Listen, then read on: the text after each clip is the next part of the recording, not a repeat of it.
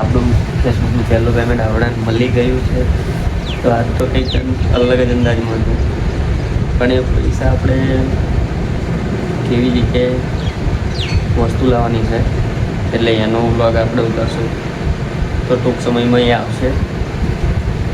પણ ફાઇનલી આપણે જેની આટલા દિવસથી, આટલા મહિનોથી, આટલા વર્ષથી, લગભગ તો વર્ષ તો થઈ ગયું છે, વર્ષથી જે રાહ જોતો હતો કે કંઈ સક્સેસ મળશે કે નહીં મળે, પણ ફાઇનલી સક્સેસ મળી ગયું છે અને પેમેન્ટ પણ આવી ગયું છે.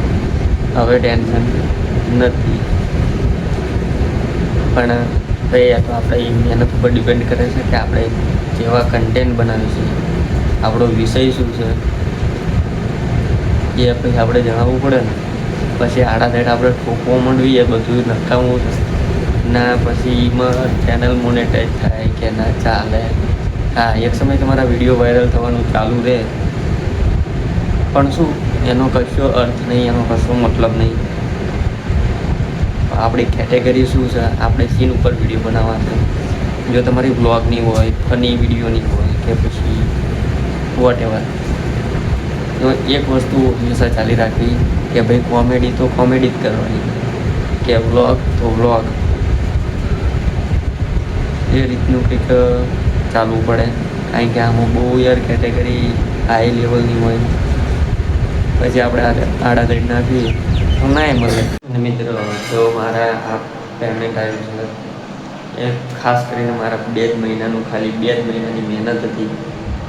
ચેનલ તો લગભગ આજે મારી આઈડી રહી 1 વર્ષ જૂની છે, પણ મહેનત ખાલી 2 મહિનાની.